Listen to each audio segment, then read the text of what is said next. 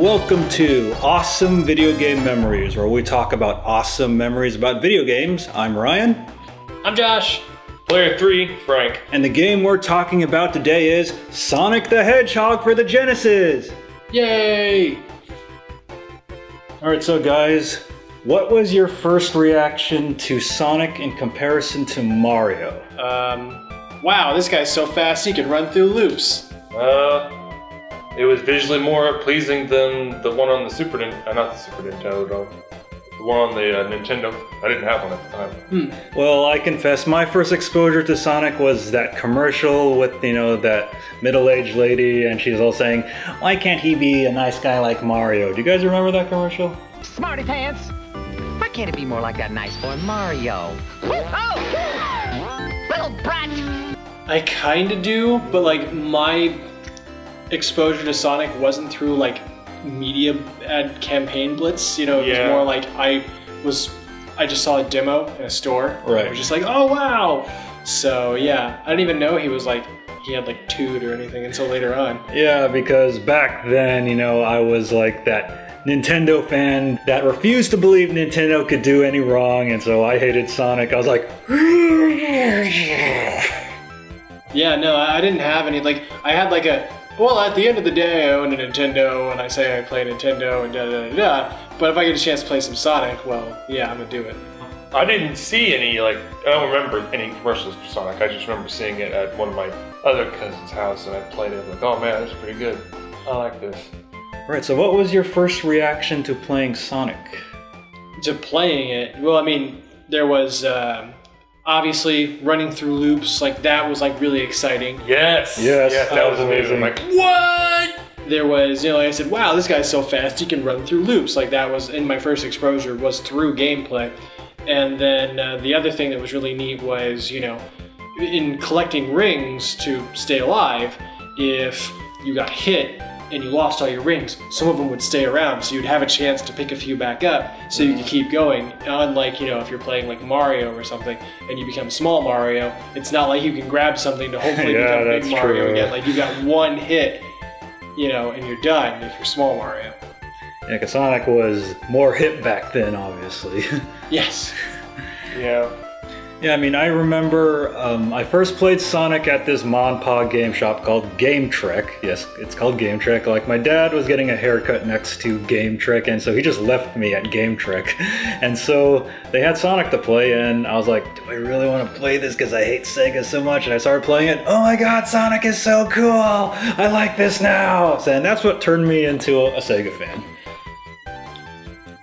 So you said you played it at your cousin's house? Yeah. He had NBA, another game, and Sonic. And when I saw him play that game, Sonic, like, oh, that looks good. That looks really good. I want to get that. But we didn't get that until after Sonic 3. But you would play it. Yeah. Well, yeah, I played it. Technically, the copy belongs to my brother. So he had 1, I had 2, 3, and Knuckles. Even though I played all the Sonic games as a kid, you still have me beat because I think the Dreamcast was done by the time I got a Genesis. Wow, so man, that's a it was a yard sale with Sonic 2 and Hook for $30 or something. As a deal right there. Yeah, it is. Yeah, I actually didn't get my Genesis until 1993 when both of the Sonic cartoons were on TV, and that's when I got really obsessed with Sonic. So I asked for Sonic for Christmas that year. I didn't associate Sonic and Speed until I saw the cartoons. Yeah. Really? Yeah. I associate him with Speed simply because of the, like I said, the running so fast you go through a loop. I'm all Mario can't do that, obviously, because he's fat. Yeah. Only can. Or Mario. And now the overall level design. Now, we've all talked about how fast Sonic goes in comparison to Mario. He can run the loops, and then there's these really fast sections where he just goes through these tunnels and zzz-wee, and he jumps right up high in the air and shit. But then when you reach the second level, I think the Marble Zone, that's when it starts getting a little slower. Yeah, the game really does slow down for you there, and that's probably one of those things that when I was playing the little demo in the store as a kid, like I played it for a couple minutes, I probably didn't even get past Green Hill Zone completely, or I got just to the end of it and it was all mobs all like, okay, we've got to go because this is boring, you know. So yeah, but getting to play more of it later, like that's something that I did notice was Sonic's so fast. Now I'm gonna stand on slow-moving platforms and kind of jump out of the way of bats and fire and stuff. Oh, do I get to go faster? No, there's spikes here. I can't go fast here. I've got to do precision jumping. Wow, and then at the next level, the Spring Yard Zone, you get to go fast again, but you bounce off everything. Yeah, but that eventually became like in later games, like the casino thing. Yeah. The casino one's always fun. So, yeah, I don't know. Slow down in Sonic was never fun. I don't know. Frank, what about you?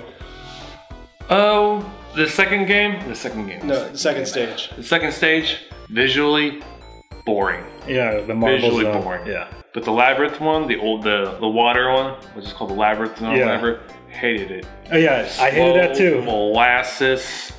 Gotta look for all the air pockets. Gotta go back for the air pockets. Actually, back then, Paranoid. you know, like when I was playing it, like I didn't know how to like have Sonic breathe air. Like, you know, I would always have that timer go. I was like, what do I do? Yeah, I remember having that problem. Like, what if I hit those air bubbles? Yeah, then that's when I discovered it. I always knew what the air bubbles were for, but We're all not smart like you back in the day, Josh. Yeah, but took a while. We gotta learn the hard way.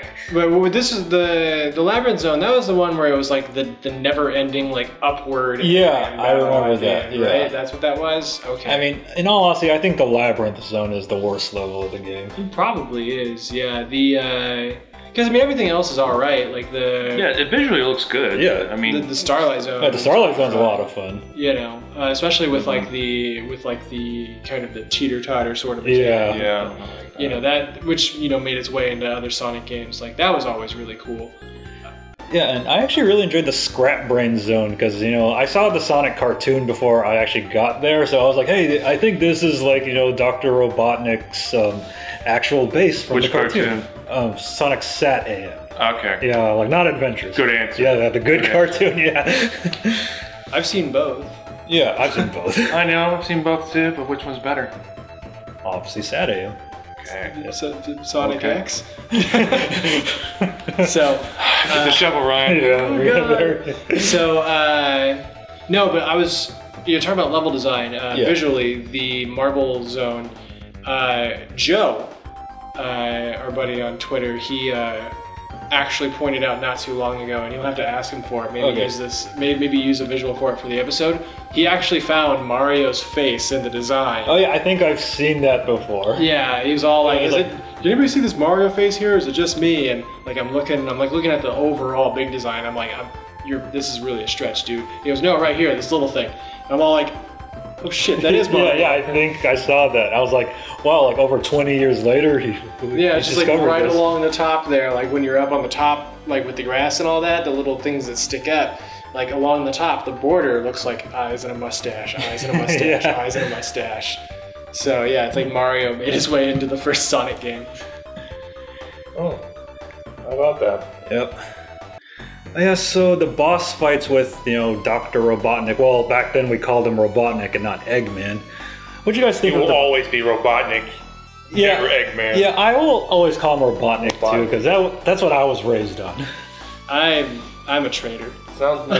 So is Eggman to you? I mean, he's either one to me. I really don't care. Like, Robotnik sounds more like a bad guy named an Eggman. Yeah. Eggman's like that annoying neighbor that won't go away and wants to be your friend all the time. Hey, you guys want muffins?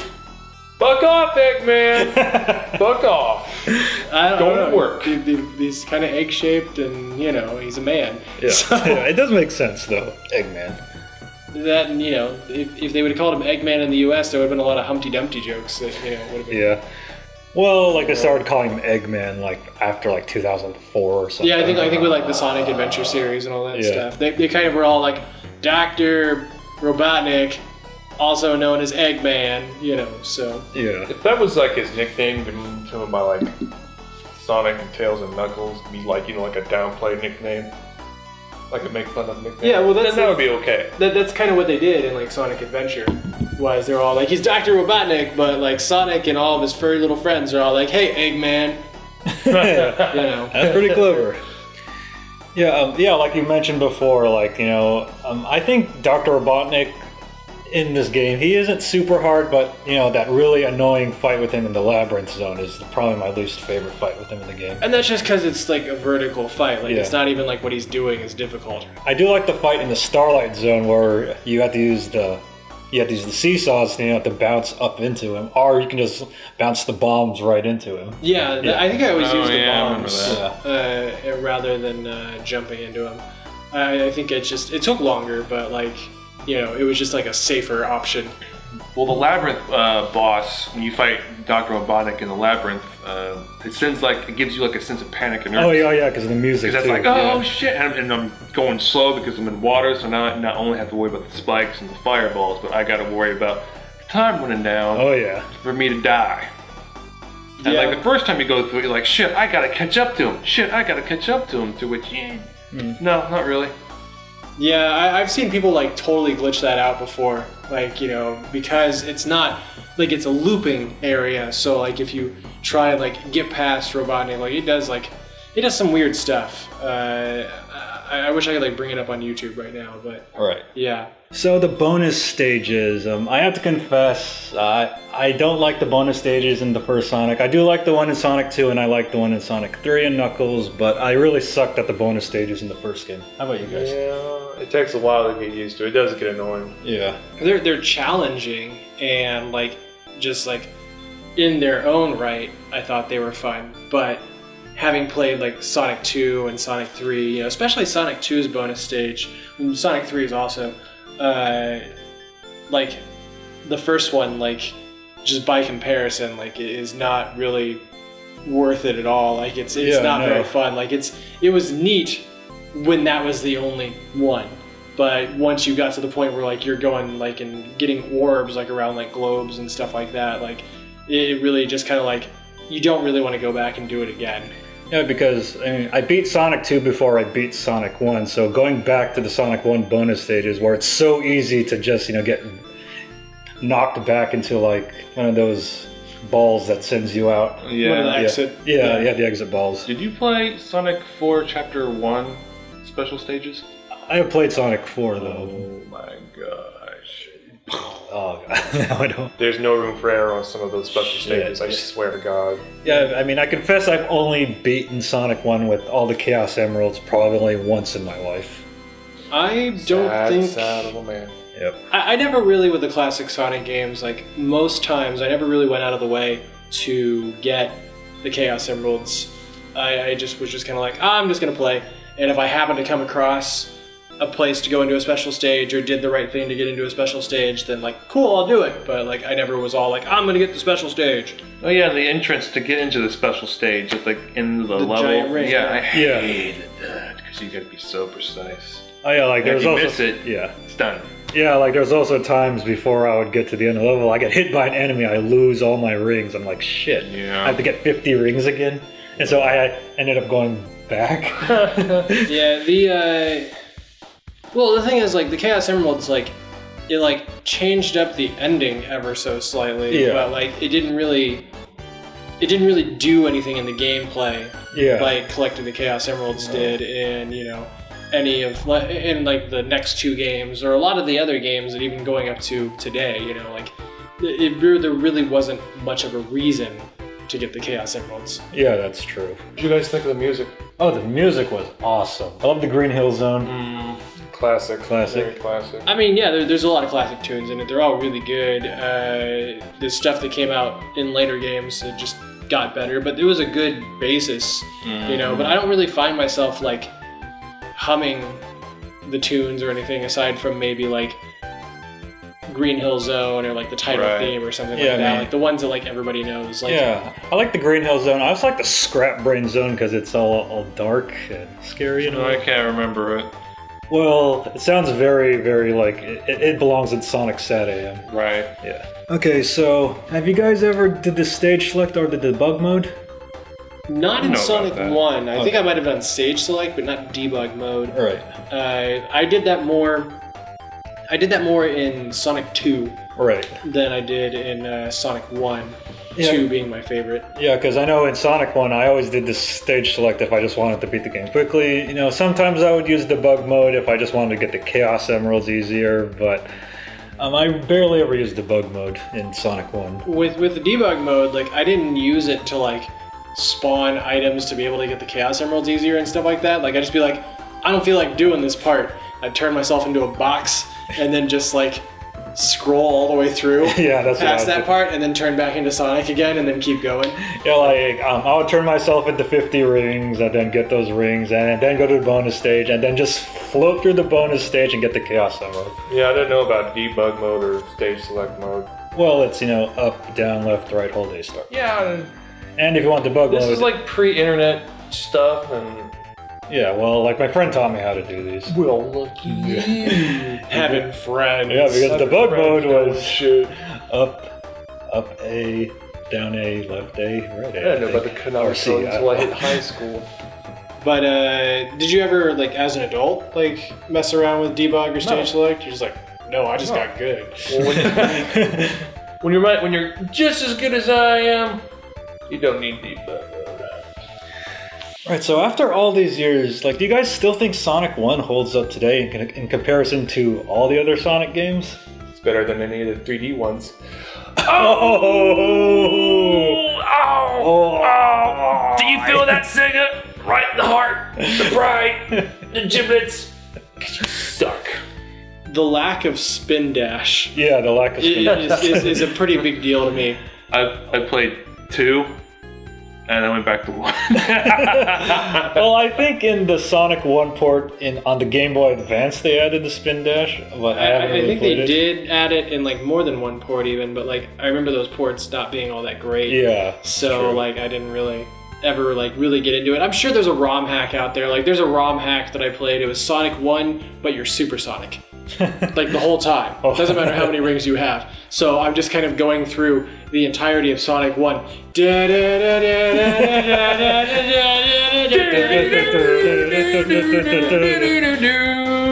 So, yeah. it's just- I think that's from Sonic 2. Sonic 1 doesn't have Super, remember? Yeah, that's true. But the music you were just humming was from Yeah, Sonic 2. I know. Yeah. Yeah, that's where I'm I was bringing going it to. back.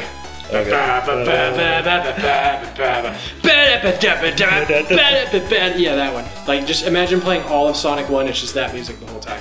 That's awesome. Yeah, so Sonic 1, I do think it does kind of hold up, although I think Sonic 2 and 3 definitely improve on the formula, although I still definitely say Sonic 1 is a lot better than, you know, Sonic Boom or Sonic 2006. Oh yeah, totally. Yeah. The definitely, like, I would go with that. But like back in college, you know, like my friends and I, we grabbed a Genesis for really cheap at like a pawn shop or whatever. Yeah. And when it came down to like choices for games, like we went with Sonic 2. Like we were just kind of like, you know, this one isn't like gonna take up our whole day because it's like 2 cartridges worth of games. But that one doesn't have the spin dash or Tails. We'll go with this one. All right. You know? So I mean, it's still fun to play. It's not like it's like aged horribly or anything, but just with having its sequels, its direct sequels out there, like it's just kind of like there are better Sonic games. Yeah, I agree. Yeah, if you can get past the Marble Zone and the Labyrinth Zone, it's a good game. Yeah, exactly. All right, so Sonic 1, it's hard to say where you can't get this game. I think you can get it on everything, including your phone. Yeah, pretty much. Pretty much. Like you can get it pretty much anywhere, and anywhere that like you probably get it on your cable box if you try hard enough. Yeah. So like whatever. Like the only place you can't get it yet, as of this recording, is the Switch. Oh, yeah. It's not on the Virtual Console yet, but you know, eventually that's gonna get remedied. Yeah, I'm pretty sure it's going to be on the Switch. Yeah. Me, it's on the PC. Oh yeah, it is on Don't the have PC. to worry about Yeah. that Oh, yeah. ever. Yep. Ever. All right, so that wraps up this episode of Awesome Video Game Memories about Sonic the Hedgehog 1. And if you have any memories about this game, make sure to leave those in the comments below. I'm Ryan. I'm Josh. Player 3, out. Hey, did you like what you see? then come check us out at Twitch TV/BattleGeek Plus.